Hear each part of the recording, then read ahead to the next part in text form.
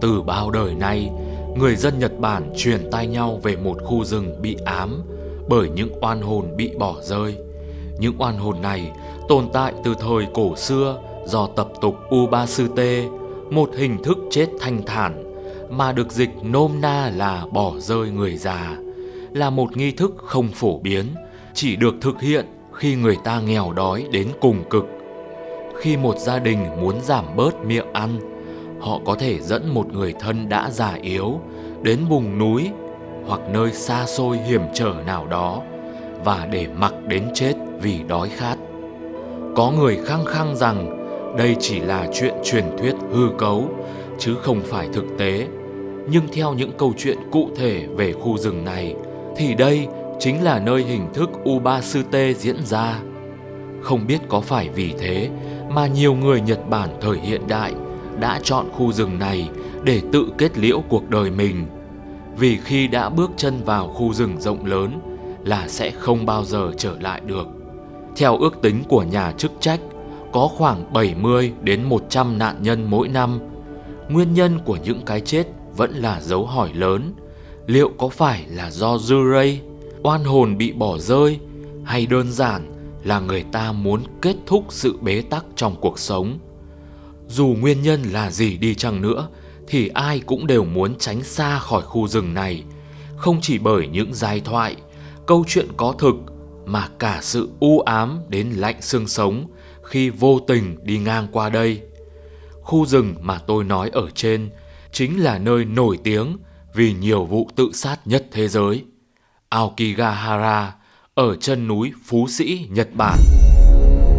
Còn tôi, một người luôn thử thách bản thân, khám phá những nơi bí ẩn hoặc gây sợ hãi, đã lặn lội từ Việt Nam xa xôi tới khu rừng này một mình để chứng thực những điều rùng rợn liệu là đúng hay không. Ở vùng đất hoàn toàn xa lạ, trong một khu rừng rộng mênh mông như biển khơi, tôi đã xác định ngay cả điều xấu nhất có thể tìm đến mình. Hy vọng duy nhất mà tôi mang theo là tin vào số mệnh ông trời đã sắp đặt cho tôi. Nhưng chỉ điều đó thôi có giúp tôi bình an quay trở lại.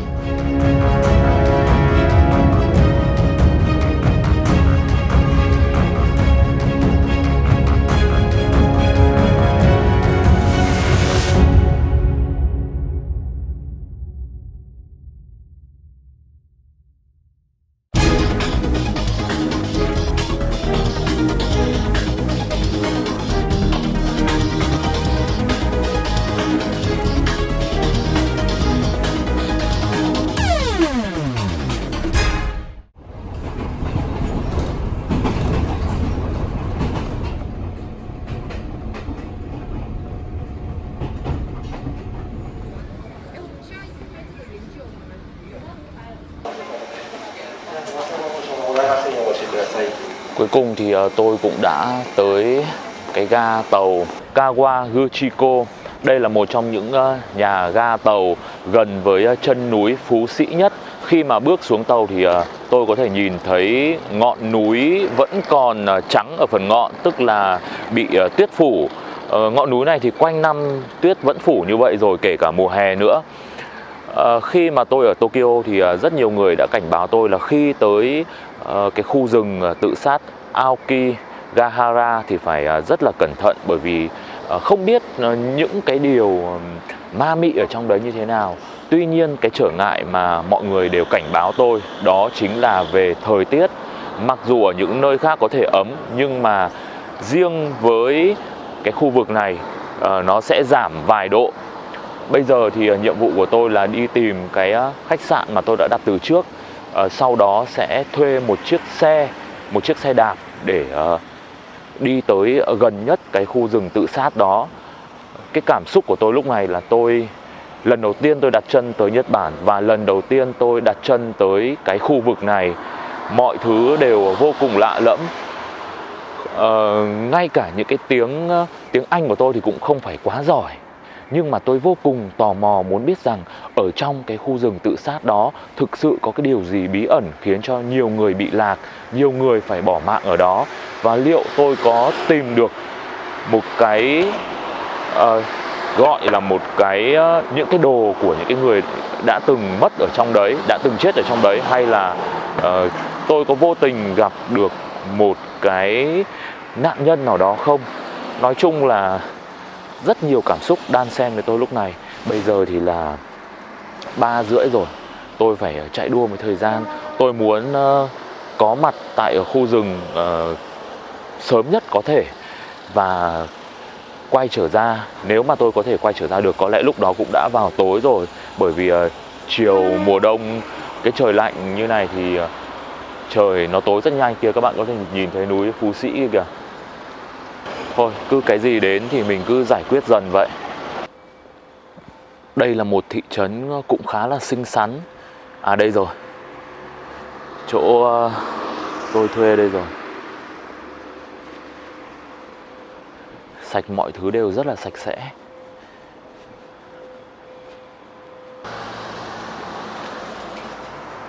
Hello. Xin chào. So it's now we are here now. So this way. Tôi có thể chọn bất kỳ cái xe nào. Lựa xe nào đây cho nó ngầu đây nhỉ? Đôi khi ngầu chưa chắc đã là tốt đâu, bởi vì nhiều người đi rồi. Được cái xe này đi. Thôi xe này đi cho nó dễ đi. Một cái xe. Ở đây bên Nhật thì người ta đi bên tay trái. Vì vậy mà rồi.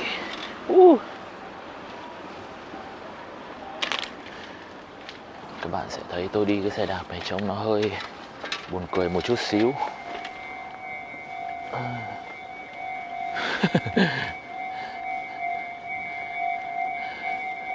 Chờ tàu rồi.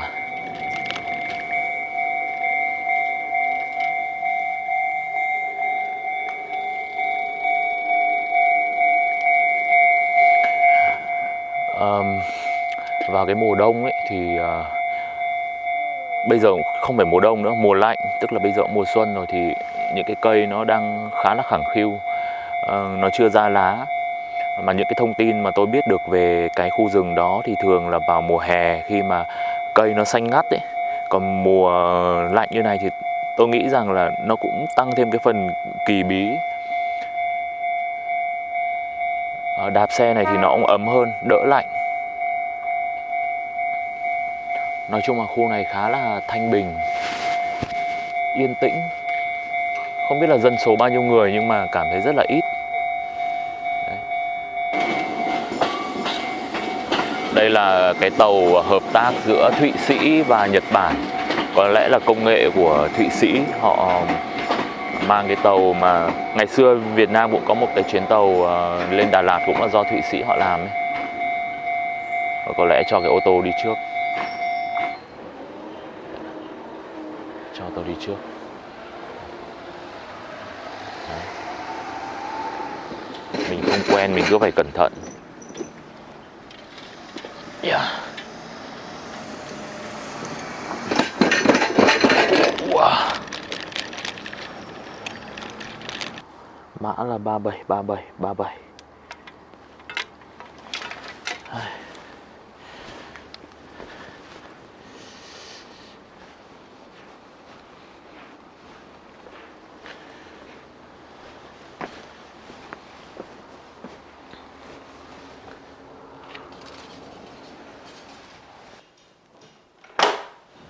Rồi.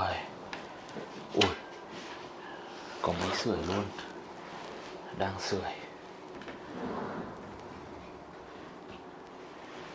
Đây là một cái phòng kiểu Nhật, sẽ nằm dưới đất. Chắc tôi không có nhiều thời gian đâu, bởi vì bây giờ cũng đã 4 giờ rồi.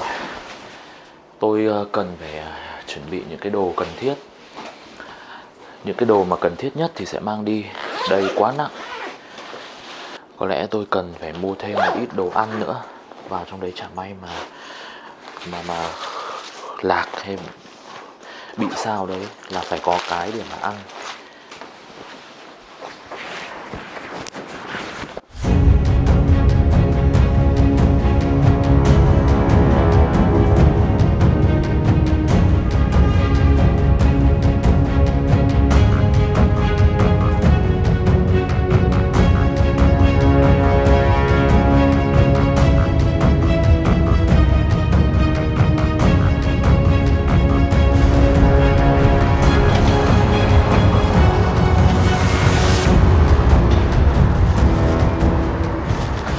theo như cái bản đồ của tôi nó chỉ thì là tôi phải đạp xe 14 cây số. 14 cây số không phải là quá ngắn mà cũng không phải quá dài. Tôi nghĩ rằng là cũng phải mất cả tiếng ấy. Chưa biết nào, bởi vì cái xe này đạp hơi chậm. Ôi, giá như bây giờ mà tầm buổi trưa ấy thì nó sẽ ủng hộ tôi hơn. Quá muộn, nhưng mà tôi không muốn bỏ lỡ thời gian. Nếu như tới đây vào buổi chiều, thậm chí là lúc mà tôi ở trong đấy mà tìm cách mà ra thì vẫn còn đang tối ấy, thì nó là một cái thử thách khó khăn cho tôi gấp bội.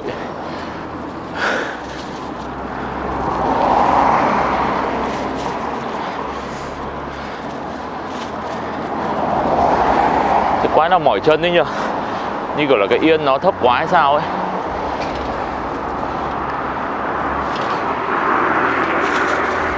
Để cho yên cao lên hơn một tí đi, thấp quá.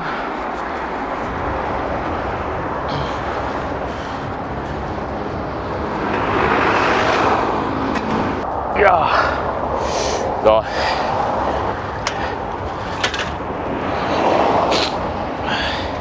Ui lại cao quá. Không sao, cũng được. Đi cao quen thì cảm thấy nó thoải mái hơn, nó không bị mỏi chân, không bị bó gối.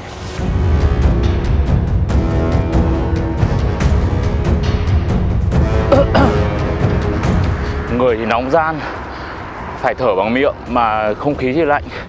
Nhưng mà bù lại phía trước tôi chính là núi Phú Sĩ. Quá là hùng vĩ. Cái con đường này, cái góc của nó rất đẹp. Bên này thì mặt trời nó đang lặn này. Một bên thì thúc giục tôi, một bên thì đang mời gọi tôi.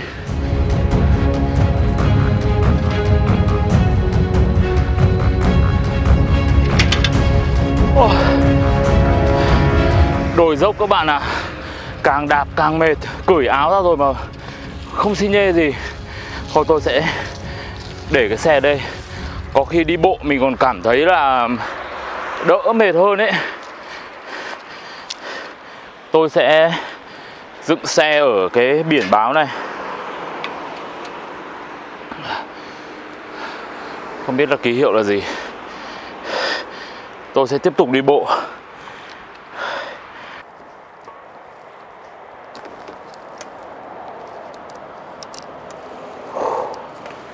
May quá. Vừa đủ một vòng dây khóa xe. Tiếp tục hành trình. Đi bộ còn cảm thấy nhanh hơn.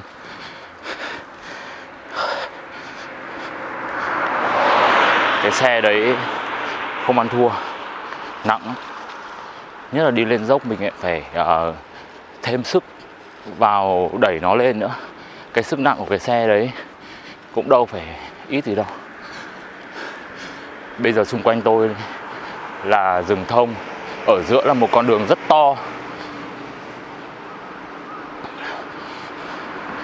Aokigahara, một cái tên tiếng Nhật mà tôi phải cố thuộc. Bên này những cái tên địa phương của họ, những cái tên riêng ấy, nó cứ na ná với một người Việt Nam chúng ta rất là khó nhớ. Đi mãi mới được hơn 1/3 đường, gần 1/2 đường. Hai cái đeo ba lô này của tôi ướt hết rồi. Mặc dù người rất nóng, ra mồ hôi, nhưng mà hai cái tai này, không biết các bạn có thấy đỏ không, nhưng mà hiện nay nó đang rất buốt. Vừa lo nữa bởi vì là bây giờ là 5 giờ kém 15. Đến đấy thì chắc cũng phải hơn 5 giờ. Trời tối không biết họ có cho vào không. Đi qua những khu vườn, những cánh đồng của Nhật mới thấy cái mùa lạnh này thì gần như họ không trồng được rau. Nhật Bản là một cái đất nước mà không có nhiều tài nguyên. Không những thế, thời tiết còn vô cùng khắc nghiệt. Và cái mùa này thì trồng thế nào được. Nếu mà có thì cũng chỉ ở những cái vùng mà ấm và người ta buộc phải trồng ở trong những cái nhà kính. Không những vậy mà thiên tai, động đất, sóng thần, núi lửa triền miên Quá là kinh khủng. Vậy mà họ vẫn vươn lên trở thành cường quốc số 1 châu Á.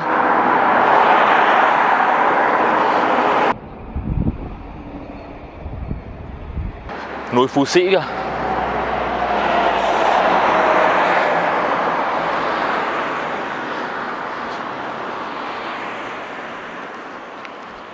Cái khu rừng bên này thì lá nó không có, nó nâu xỉn lại.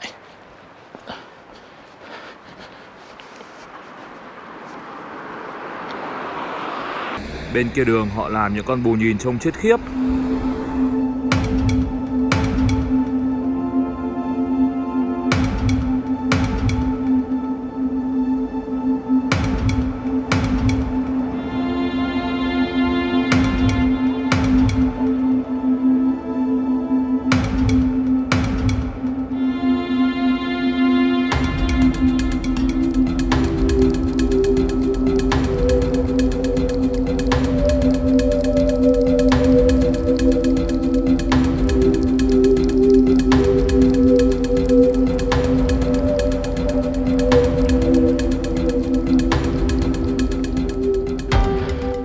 Hiện nay thì tôi đang ở con đường giữa khu rừng tự sát Aokigahara tại Nhật Bản.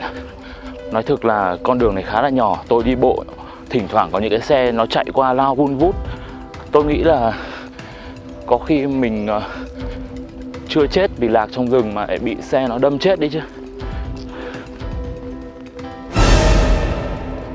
Ở kia có một cái xe ô tô dừng bên đường.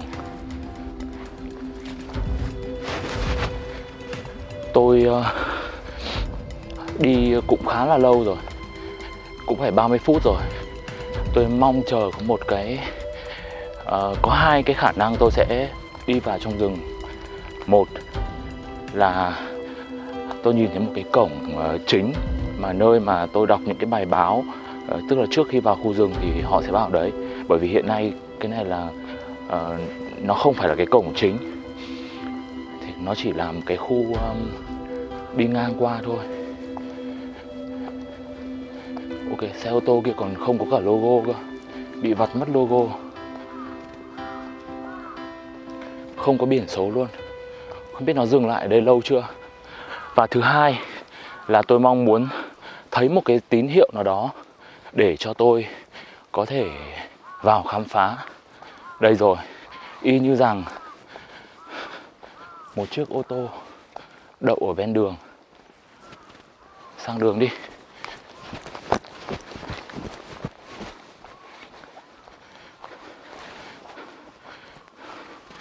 Chiếc ô tô này bị đập này, không biết là bị sao.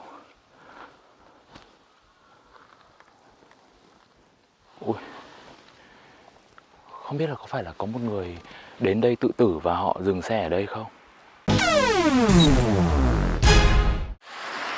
Tôi nghĩ rằng là cái xe này nó đã ở đây khá lâu rồi, bởi vì là cửa rồi tất cả các thiết bị đã bị lấy đi.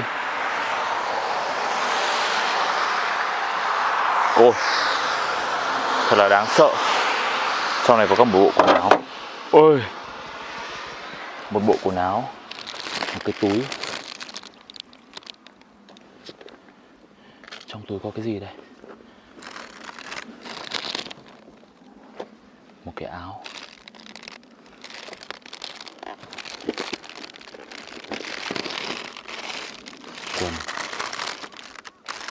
Quần jean, chứng tỏ đây là một người đàn ông.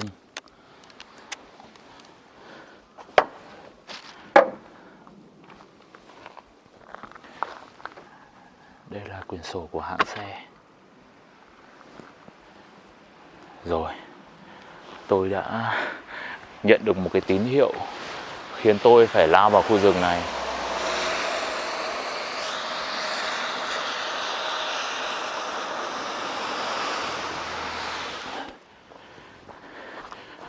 Tôi hy vọng rằng là không phải cái anh chàng tài xế vào đây, mà bởi vì đơn giản là cái xe nó bị hỏng.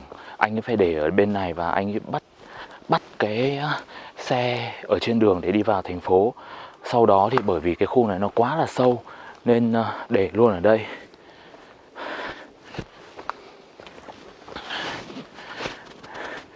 Cái khu rừng này nó không giống với rừng ở Việt Nam của chúng ta.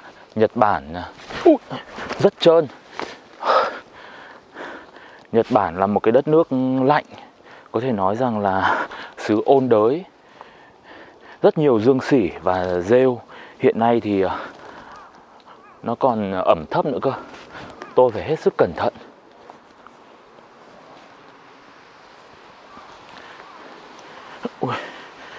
Không những thế là cái nền này nó không hề bằng phẳng một chút nào. Nó tất cả dưới là những cái hòn đá, những cái hòn đá to nhỏ. Có thể là đây là dư chấn của một cái vụ phun núi lửa tại núi Phú Sĩ. Nó phun dung nham xuống đây. Đây là cái suy luận của tôi thôi, chứ tôi cũng không phải là một chuyên gia để tôi có thể kết luận chính xác.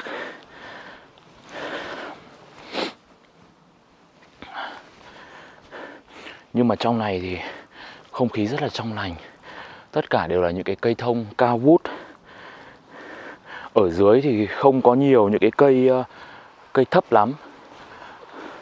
Chỉ là những cái cây dương xỉ và một cái loại cây rất nhỏ nó mọc ở dưới này. Tuy gập ghềnh toàn đá nhưng mà cũng không phải là quá khó đi. Khu rừng này thì có rất nhiều những cái lời đồn đại. Nó nổi tiếng không chỉ ở Nhật mà khắp nơi trên thế giới, trong đó có Việt Nam. Tôi đã xem một cái clip của một anh chàng người Mỹ. Anh ấy sang đây thì anh ấy cũng không nghĩ rằng là sẽ nhìn thấy một cái người tự vẫn ở đây đâu. Thế nhưng mà anh ấy lại nhìn thấy. Và anh ấy có những cái biểu cảm. Tức là thực sự với một người như tôi, mình vào đây, mình đi tìm kiếm cái điều đó, thì khi mình đối diện với nó rồi, tức là mình đã tìm thấy cái điều mà mình mong muốn, thì nó là một cái cảm xúc rất là kỳ lạ. Không biết là vui hay buồn nữa. Không biết là vui hay sợ, mừng hay sợ, hay lo.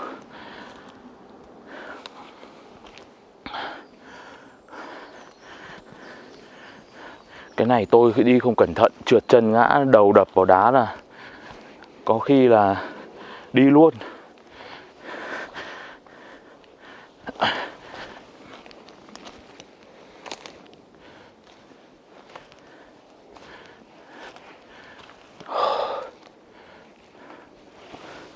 Ghê quá các bạn ạ.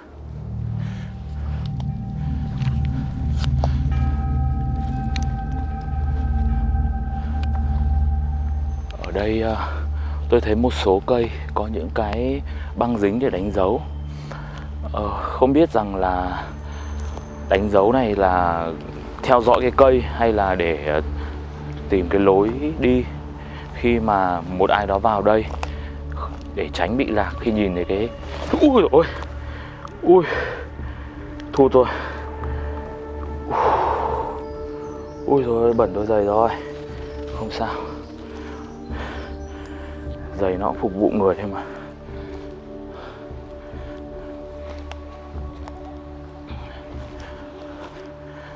Tôi vẫn chưa đi xa khỏi cái đường lắm. Nhìn lên vẫn thấy lác đác có những cái xe đi qua.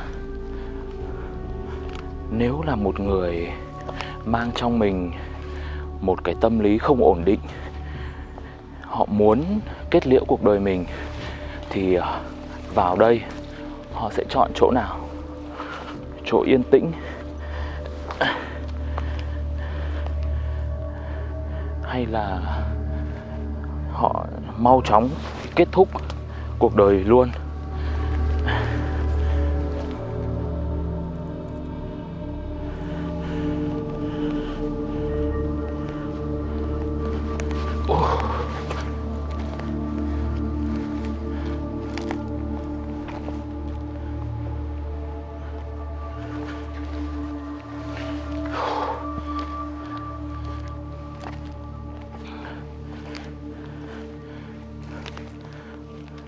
Tôi bây giờ là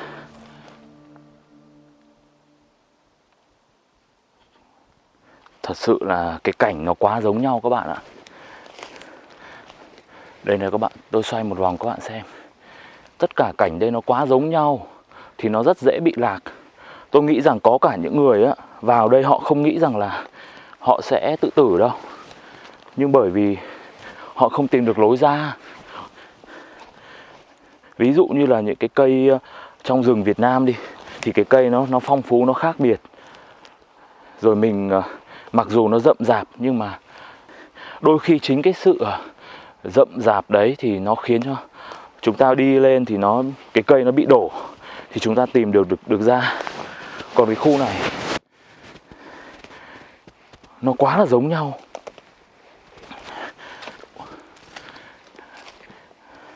Lại không có những cái tầng cây thấp nhiều. Bây giờ nhá, lát nữa nhá, mà tôi đi vào trong sâu mà bây giờ muốn ra thì cũng khó cơ.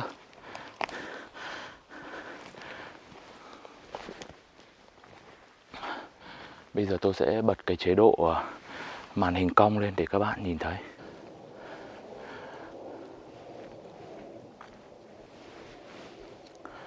Tôi phải lắp thêm một cái máy góc rộng để các bạn có thể nhìn thấy rõ cuộc hành trình của tôi ở một cái góc độ rộng nhất.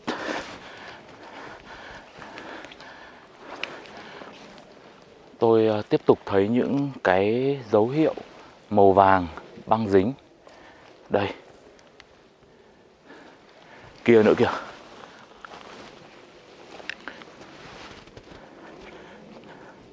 Đây cũng là những cái băng dính vàng.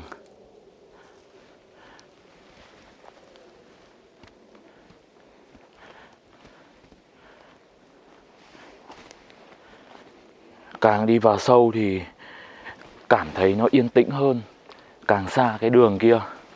Thực sự nhá, nếu mà để vừa rồi tôi đi trên đấy thì thấy khá là nguy hiểm. Mình sợ thôi. Cái đường nó nhỏ mà xe nó lao như thế thì tôi nghĩ rằng nếu mà mình bị nó đâm cho phát thì cái chết đấy nó không đẹp một chút nào. Thì thà chui vào trong rừng sớm đi.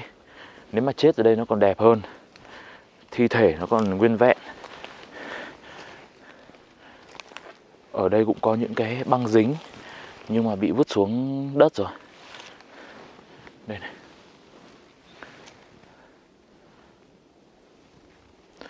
Bây giờ đi đường nào?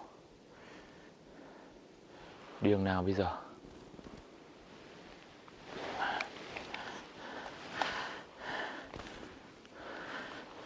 Cứ đi nhá. Tôi sẽ bật điện thoại xem là ở đây còn sóng không. Thôi, chết cha, còn đúng một vạch. Còn đúng một vạch sóng.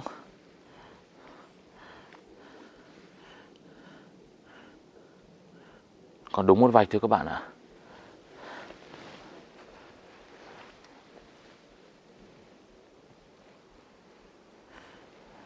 Đây này. Như vậy là có nghĩa tôi tiếp tục đi thì sẽ không còn sóng nữa. Không sao. Đây là một cái thử thách đối với tôi.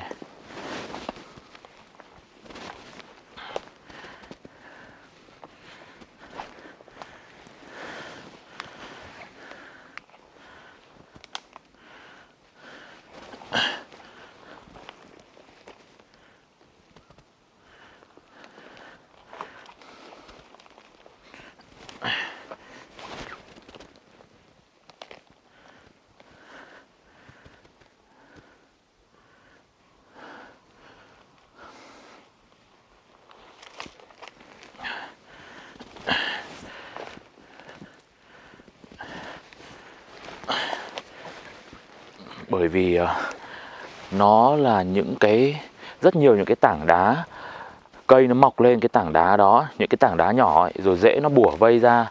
Lâu ngày thì cái lá cây nó rụng xuống, nó tạo thành những cái bẫy. Mình mà không may á, nhẫm vào thì nó sẽ sụp xuống. Cũng may là người tôi nó nhẹ, nhưng mà cái ba lô của tôi thì không nhẹ chút nào. Ở đây thì tôi bắt đầu thấy những cái dải băng dính màu trắng. Thực sự nhá, tôi thấy băng dính mà cứ dán như này À ừ, rồi tôi đã nhìn thấy một cái dải màu trắng để dẫn lên phía trên kia. Bởi vì quá nhiều băng dính như này đôi khi chúng ta loạn ấy. Đây. Nếu mà nhìn thấy cái này, đi theo hướng này thì đúng thật. Đây ít nhất là cái người này dán cái này thì tôi còn thấy là dễ ấy này, dễ để ý. Thôi tôi cứ thử đi theo cái hướng của người ta vạch sẵn nhá. Kia lại có một cái băng dính trắng nhá. Đây này, không phải băng dính mà đây là cái giấy túi. Cái túi mà người ta đi siêu thị ấy. Đây này, cái túi người ta đi siêu thị. Và người ta có thể là người ta cắt ra. Tôi không biết rằng là các bạn có tin vào thần rừng thần núi không. Nếu mà có sự tồn tại của họ thì có thể đây là một cái trò mà họ đang thử thách tôi, hoặc là đang đùa cợt với tôi. Một người từ đất nước phía Nam xa xôi đi tận đây. Các bạn đừng nghĩ rằng là thần linh họ không hiểu tiếng Việt nhé. Họ là thần linh rồi. Một trong những cái điều, một cái phép thuật tuyệt vời của họ, đó chính là thấu hiểu được suy nghĩ người khác. Đây, tôi cứ đi theo xem như nào.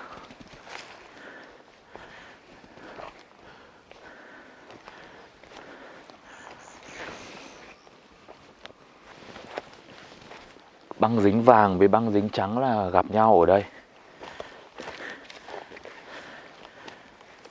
Ui, đây có một cái vách này. Càng đi thì tôi càng thấy là đúng là có những cái dấu hiệu của nham thạch ngày xưa. Núi lửa ấy, núi Phú Sĩ. Vốn cái khu rừng Aokigahara này nằm ở chân núi Phú Sĩ. Thì nó cũng chịu ảnh hưởng khi mà cái núi này là một ngọn núi lửa, là một trong những cái ngọn núi tâm linh của Nhật Bản. Khi mà nó phun trào thì nó tỏa ra những cái nham thạch, một vùng rất là rộng lớn.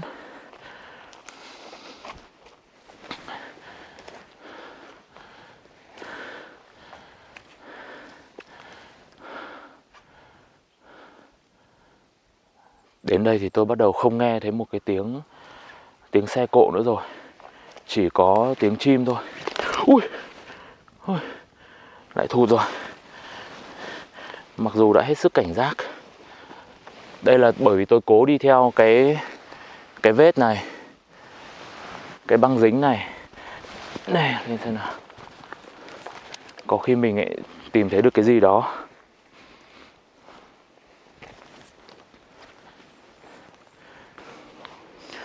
Cũng khó nhá. Nếu như chúng ta cứ đi theo cái dấu này, chúng ta sẽ bị phân vân giữa hai khả năng. Một là đúng là có người đã vào đây và họ đánh dấu đường hay không.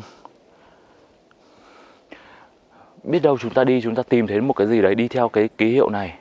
Hai là chả may đây là một cái âm mưu nào đó. Đây là thuyết âm mưu của một tên không được bình thường. Hoặc nếu mà nói theo tâm linh là của thần rừng, thần núi. Đó là hai cái khả năng. Nhưng thôi cứ đi thử xem nào. Đây, bắt đầu thấy tiếp những cái duy băng màu trắng.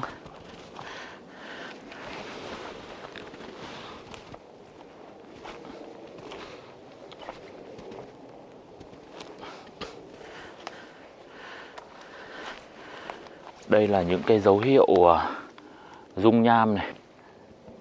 Đây là dấu hiệu của dung nham.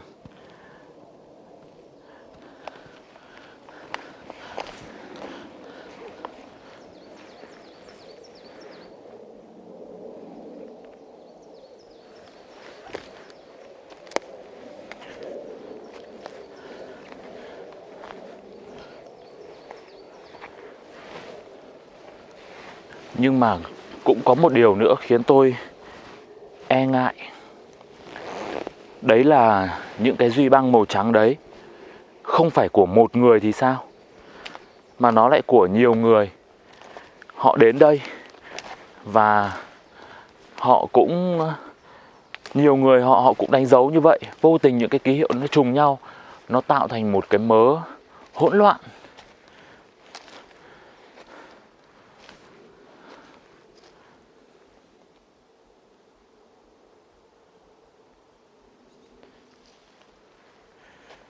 Thôi đến đây là không biết đi đâu nữa. Giờ tôi xem còn sóng điện thoại không.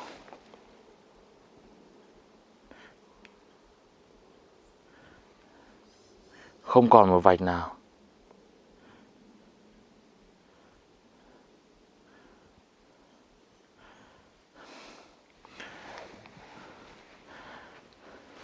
Đi tiếp xem nào.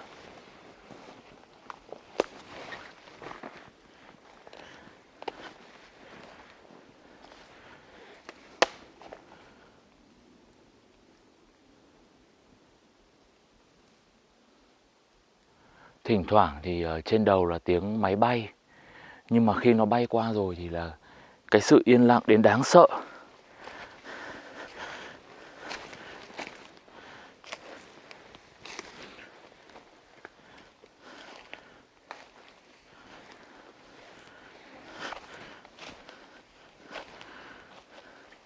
Tôi không biết là những cái nham thạch này có cái chất gì không. Nó có những cái chất hóa học gì, hay là một cái gì đó. Nhưng mà tôi đọc trên báo thì nghe nói rằng là ở đây là một cái quặng sắt hay một cái quặng kim loại gì đó khiến cho la bàn rồi GPS không thể hoạt động được ở trong này.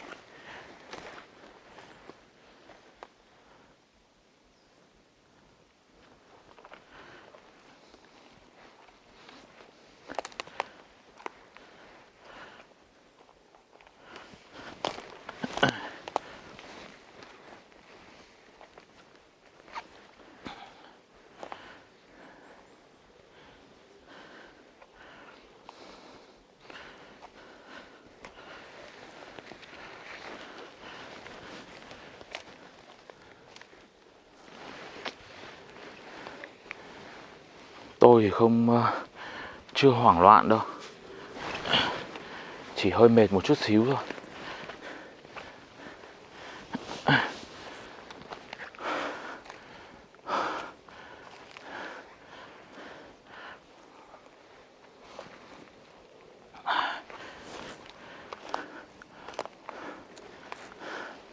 Có lẽ dừng ở đây nghỉ một chút.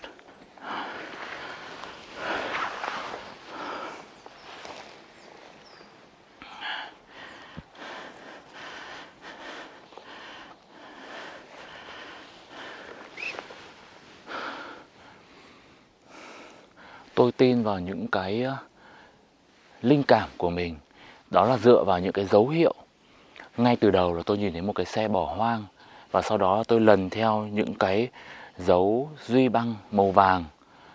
Tiếp theo tôi càng đi thì tôi thấy quá nhiều duy băng. Và tôi lại gặp những cái duy băng màu trắng. Và tôi lại đi theo cái màu trắng. Và bây giờ tôi đang ở đâu? Tôi đang ở đâu tôi còn không biết nữa.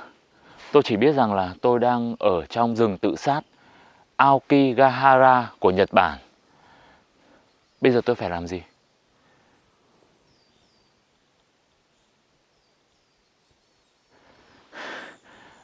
Mặc dù trời lạnh hơn, nhưng mà bởi vì có thể là mình đi nó cũng mệt. Phải đi trên cái đường gồ ghề. Rồi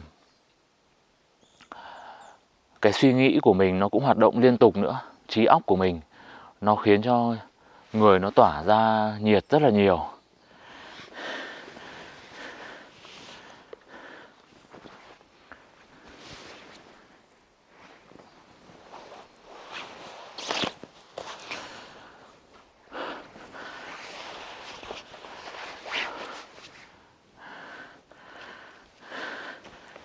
Tôi phải uống một chút nước nữa.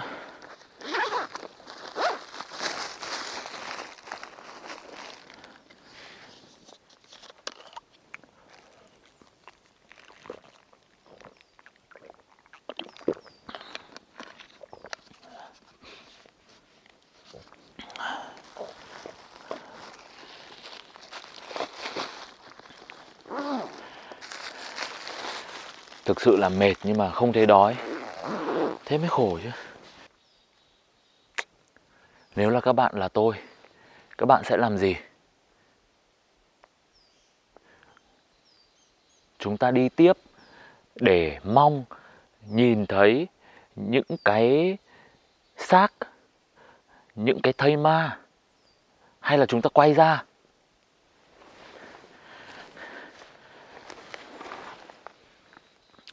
Các bạn nói đi. Bây giờ tôi quay ra hay tôi đi tiếp? Có lẽ nhiều bạn cho rằng là từ xưa đến giờ là tôi chưa bao giờ tôi dùng bản thân mình làm vật tế, đúng không?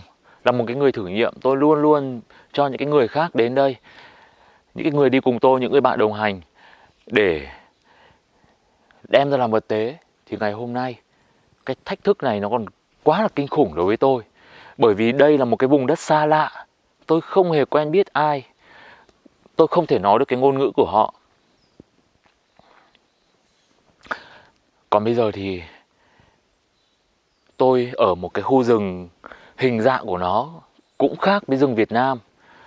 Nó rất là ghê rợn, lạnh lẽo. Thôi được rồi, tôi sẽ làm theo suy nghĩ của các bạn. Tôi biết nhiều bạn sẽ cho rằng tôi cần phải đi tiếp, đúng không? Các bạn hãy đi cùng tôi. Đây là cái cơ hội chúng ta có được ở Nhật Bản. Không biết có lần thứ hai hay không. Chúng ta sẽ đi khám phá tiếp. Tôi không muốn bỏ cuộc. Đi nhá.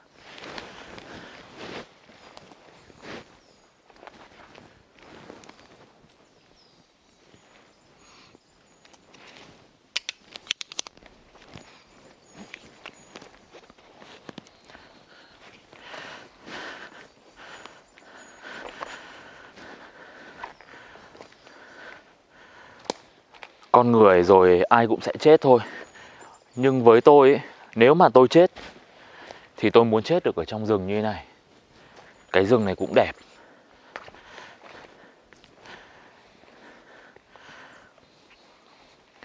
Tất nhiên là chúng ta phải sống một cuộc đời có ý nghĩa, chứ không phải là chúng ta tìm cách để tự tử. Ok, cái nấm này lạ quá.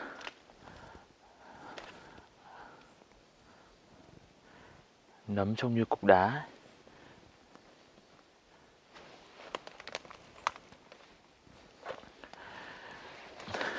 Thực sự là tôi rất yêu cuộc sống của tôi.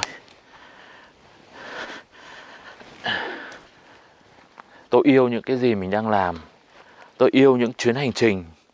Tôi cũng mong rằng các bạn sẽ tìm thấy cái nguồn động lực sống, những cái tình yêu đích thực trong công việc. Thì chúng ta sẽ không bao giờ mong muốn phải kết liễu cuộc sống của mình. Thực ra chuyện gì cũng có thể giải quyết được, mọi áp lực. Nếu như vấn đề tiền nong mà các bạn cảm thấy nó quá là nặng nề thì chúng ta hãy về quê đi. Chúng ta hãy bắt đầu một cuộc sống nó đơn giản hơn.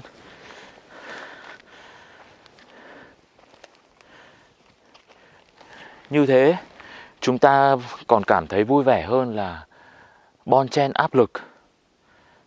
Tất nhiên là mỗi người có một sự lựa chọn, một cái định nghĩa về hạnh phúc. Tôi không phải là các bạn, thì tôi không thể nói rằng là các bạn phải làm như nào. Nhưng mà để mà thay đổi được cái suy nghĩ thế nào là hạnh phúc, đó là cả một quá trình.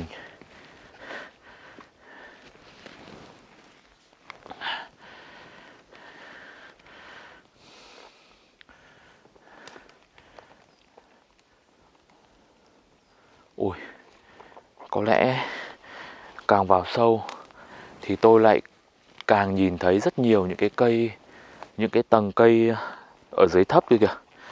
Bây tôi sẽ xuống xem nào.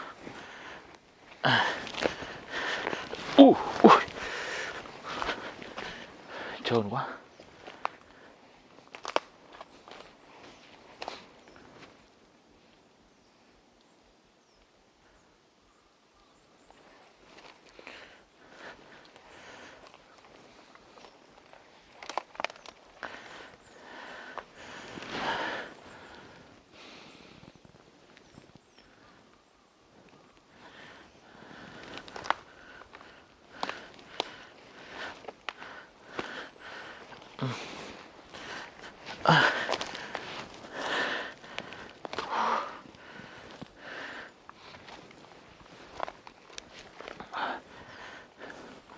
Thực sự với các bạn nhé, bây giờ là xoay 10 phương 8 hướng thì nó cũng đều giống nhau hết à. Đều là những cây thông. Mặt trời bây giờ nó còn không có, nó không lên để mà tôi xác định được phương hướng.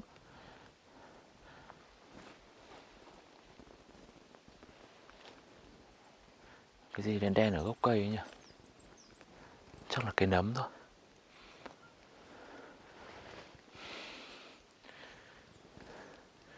Kia lại có một cái đồi cao cao kìa. Đi xem nào, lên xem nào. Cái đồi này cũng là những cái hòn đá to, nó xếp lên cho nhau thôi.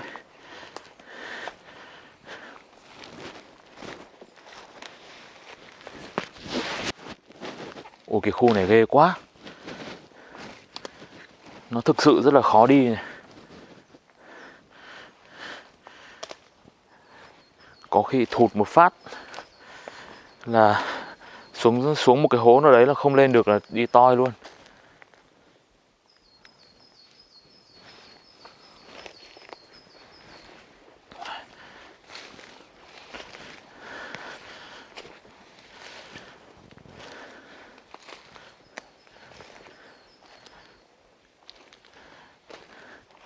Cái cây này có khi nó già quá, hoặc là sét đánh, hoặc là những lý do gì đấy, gió thổi à,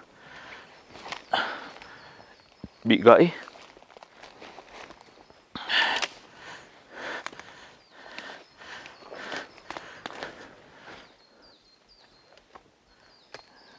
Vào đây thì chỉ thấy tiếng chim, thỉnh thoảng tiếng quạ nó kêu. Ở Nhật Bản thì rất nhiều quạ.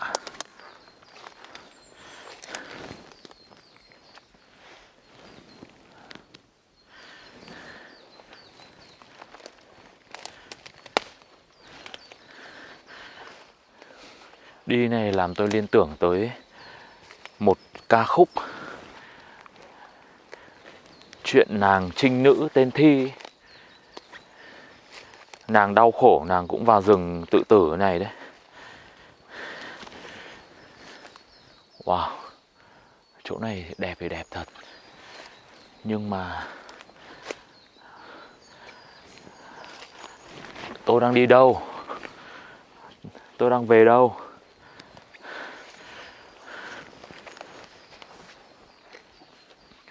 Hình như là càng vào cái khu vực này thì cái cây nó càng to, cái thân cây càng to. Đây có một cái hổm này.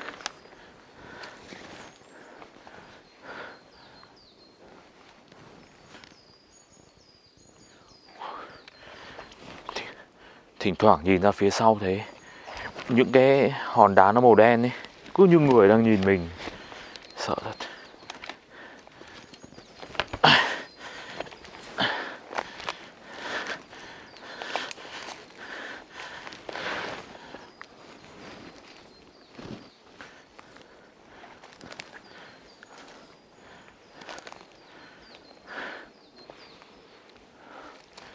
Cái chỗ này như kiểu là bị sụt xuống ấy. Đây này, thành một cái vũng này luôn.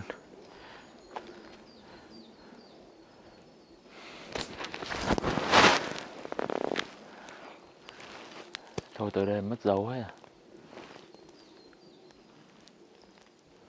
Mọi dấu vết.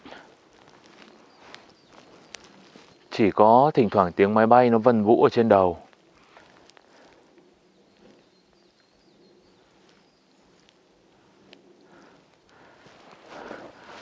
Để ý thấy đây có rất nhiều những cái hang. Cái hang này thực ra là do những cái tảng đá nó xếp chồng lên nhau. Ôi, tai tôi mất cảm giác rồi. Đây. Đã đâm lao rồi thì phải theo lao thôi. Nhảy nhá.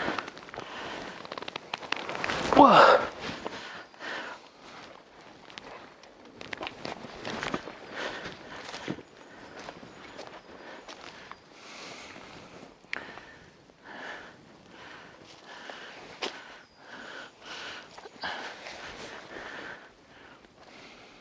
Thực ra khi tới đây thì tôi có một người bạn nữa. Nhưng mà tức là tới Nhật Bản ấy thì là đi 2 người. Nhưng mà khi mà đến rừng tự sát thì bạn tôi nó không đi. Nó không thích mạo hiểm như này. Nó thích cái gì đấy nó vui chơi thôi, đông vui. Còn bây giờ chỉ còn một mình tôi. Cái cây này nó bật cả cái rễ lên rồi này.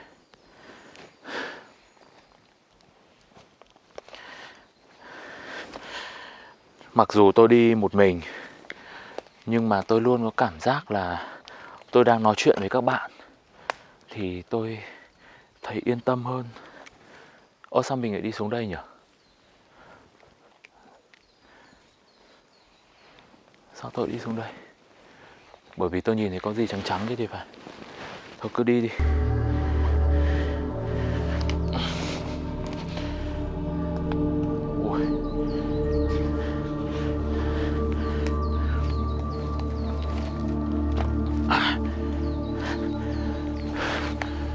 Ui.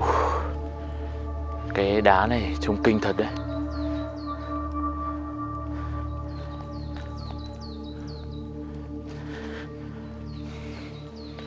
Tôi nhìn thấy có một cái, có thể là cái vỏ cây nó rơi xuống, hoặc là một cái gì đó, nó một mảng màu xám xám rất là lớn.